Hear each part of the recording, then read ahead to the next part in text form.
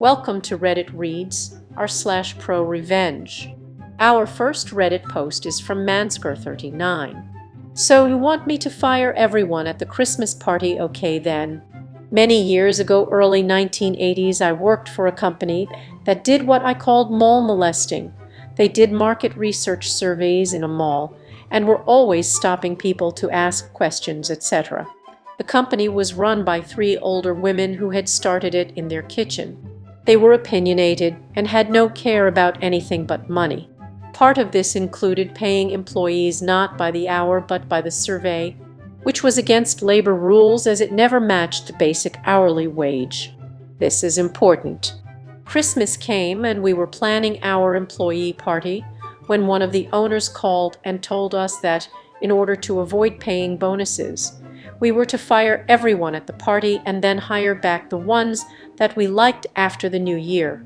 We, the other managers, and I talked about it, and then I called the Federal Bureau of Labor, who had been trying to get the information for the employee pay for several years, but had always been turned away. I had them come to the back door and let them into the file room and showed them the boxes. I then said I had things to do in the front and would be back later and went to the front desk to finish the paperwork I needed. Said paperwork, a blow-up of Santa going down the chimney with Merry fucking Christmas typed across it, all of the management resignations, and the FedEx envelope. Labor guy finished what he needed to do. We locked up. The company ended up spending about $250 in reimbursements and fines for the labor problem. Edited for clarification. This comment is from Anav, that in order to avoid paying bonuses for vacations and taking people full-time instead of fixed-term employees, we were to fire everyone at the party start of the summer and then hire back. This is so disgusting behavior, I had to fix it to show a problem here. Because not only is that prevalent, it's actually the preferred way children's daycare personnel are handled here. Every start of summer, most of them are laid off, then rehired at the start of the season in late summer, fall. This way, they get away from the employees claiming to be full-time, and they can do away with rises and paying for vacation bonuses, both of which are mandatory for full-time personnel. It doesn't pay off to report this anywhere, since it comes from there in the first place. That's the recommended way some unions advise their employers. It sucks balls. This comment is from 4x4. The labor board, who had been trying to get the information for the employee pay for several years, but had always been turned away. That's what I like about California. Many things to love, many things to hate. Their labor board does not fuck round. There was a time I had to go to them when a company stalled on paying me my overtime. I think it was 2 days later. The company HR called me and said, "Oh, it looks like we owe you X for unpaid overtime." This comment is from Aljit. Well then, that would be a really bad union. We have a so-called union here in Alberta where the employers actually invited them and to unionize their own companies. Who do you think this so-called uni works for? Our next Reddit post is from Bibelith. Got a foreign exchange student sent home to her own country for relentlessly bullying my sister. My sister was bullied relentlessly in high school for something she had literally zero control over, a certain part of her anatomy. Without going into details, she felt terrible about it, and it more or less ruined her life. The girl responsible for most of the cruel bullying, and the one who gave her a particularly cruel nickname related to her physical issue, was called Nadia. Nadia was a foreign exchange student at our school. Nadia was beautiful. She was cruel, and she didn't give any fucks about what anyone but herself. I was Miss Popularity myself, but I had to protect my sister from having her life ruined, and I felt a very strong urge to get back at her tormentors. They say to kill a dragon with many heads, you got to cut off the main head. So that's what I did. I learned that the father of Nadia was very conservative. Her whole family back home was. So I started spreading rumors about her being very promiscuous and ensured these rumors reached the family she was staying with. This apparently caused her some trouble, but I was done. I threw a party one night when my parents were gone. I invited Nadia, who gladly came as I was a cooler older girl somehow, and she never said no to a chance to get hammered. Because yes, there was a lot of liquor. I made sure of that. Took pictures of everyone drinking and having fun. That same night, when everyone left, I put it on my Facebook. Tagged Nadia on it. She was my FB friend. She had this option turned on where everything she is tagged, it is automatically allowed on her timeline, so a picture of her shitfaced drunk and very skimpily dressed made its way to her page. Because of it being the middle of the night, she must not have noticed until the next day in the morning, so it stayed on for hours. But due to her parents' time zone being vastly different, I was sure they would see it before she had a chance to take it down. They did. I was there to see the fallout, obviously, but she was gone the next week from school and flown back to her home country. Apparently her parents had to save her from being corrupted or something. So she was gone. And my sister's safe from ridicule as word of my involvement spread, and let's just say people didn't really want to mess with her after seeing how far I was willing to go to protect my little sister. This comment is from Gracie Sozes. Nice. Best form of revenge: give someone enough rope to hang themselves with, they do it to themselves. This comment is from Bibelith. I just never wanted to see her face ever again, and I figured this was my best way of removing her from our lives completely. It all depended on how her family would take things, like they might have only scolded her in the worst case scenario. Best case scenario, they'd send her home. I lucked out there. This comment is from Silent Poison. Do not mess with people. Simple. Do not mess with someone who has close siblings.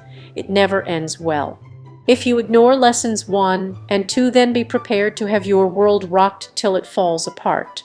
Beautiful revenge, well thought out, and only depended on her incriminating herself. Now, a word from today's sponsor. Surfshark is an all-around VPN solution that can do everything from torrenting as well as streaming to browsing the dark web. Surfshark is one of the very best all-round VPN, terrific for Netflix, torrenting, confidential browsing, as well as staying safe on public Wi-Fi. Check out Surfshark today, link is in the description. Now back to the video. Our next Reddit post is from Latusalotion. Cheat on me and no one goes on vacation. My ex and I used to go to a Cancun resort every year with a bunch of our mutual friends.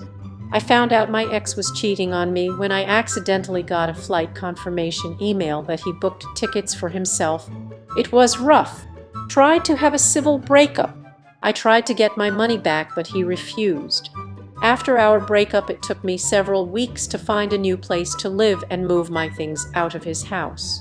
On the last trip to the house, I asked him one last time for the money and he again refused. So I accidentally packed his current passport in my last box of things and left my expired passport in its place. Since he has already booked the tickets, he apparently did check the passport until he was at the airport and was denied the international flight because he didn't have a current passport. I never did get my money, but I did get immense satisfaction that he didn't get to go on vacation. Updated, I gave the passport back a couple weeks later when I discovered it in a box of things to unpack. So weird, right? He asked for a refund for the flights, and I told him I would be happy to if he refunded me for the resort, which was much more expensive. He declined. This comment is from Ample Postage. Mail his passport back to him once it has expired. Include a note, hey, funny thing. I think I got our passports mixed up when I left. Here you go. This comment is from Bloomond. Mail it from Cancun though. This comment is from Kladinov. Oh yes please, I love this. Our next Reddit post is from Sosky. Don't take my lawn decorations. I had purchased my first home in a slightly lower class area of town, which is pretty close to an even lower class area of town. Think slightly ghetto, a mile from absolute trailer trash. I know most of my immediate neighbors, since most of them are pretty loud, and I'd rather be friendly with them than have them be my enemy. Some local kid likes to go around collecting trash in his free time. A real nice kid, does it for really no reason. Whenever I see him, I usually get him a drink, lemonade or soda so he can stay hydrated. California is hot. Sometimes I give him a few dollars. I offer the kid $30 a month to mow my lawn twice a month. So, kid has a gig for small but consistent income. The kid takes a lot of pride in his work. He mows the lawn, pulls weeds, moves rocks out of the driveway, and just makes my place look extra nice, even though I don't even ask him to do any extra work. This guy is great. This goes on for a few years. Kid is now a senior in high school. Family is not doing so great. Dad just lost his main source of income, and mom had accumulated debt, which put a lot of stress on their failing marriage. Mom was abusive verbally and sometimes physically to both the kid and the father. But the kid keeps on walking, doing work, volunteering, and being a real happy, upbeat dude. Despite his troubles at home, the kid starts buying lawn decorations. Mostly small little gnomes, some decorative rocks and bird bath, and he decorates my yard. It looks amazing, but I knew he must have spent a lot of his own money on that. I try to reimburse him, and he denies. He won't take it. I know he needs a car, and I was about to get a newer one for myself, so I gave mine for free. It really was the least I could do for this guy for everything he has done for me. A few weeks later, a drunk driver T-bones the kid, and he dies on the scene. I was devastated, his parents were devastated, and they soon after got a divorce. They were fighting over who gets what, and the father discovers that the mother had a drug addiction. Straight out of left field. She wants everything they had, and she lawyers up to fight the battle. Due to the debt the mother had accumulated on the father's bank account, he had really no money, and nobody knew where she got her money from. As sad as it is, it's not my affair, until she sent me a letter claiming that the yard decorations are rightfully hers and that she will take them or else. Now this is a problem. I get it, you lost your only child. You were in a lot of pain as a parent, but you were never a good parent to him. I was closer to him than you by a long shot. So I had a meeting with the father and told him not to worry about the court costs. I decided I was going to fund him in court. Long story short about their divorce battle, but he wins and gets to keep everything, and even gets a restraining order on her. He then files for credit card fraud and puts all the debt on her. I heard from the father that she was recently arrested for driving while drunk and was searched and has a decent stash of meth on her.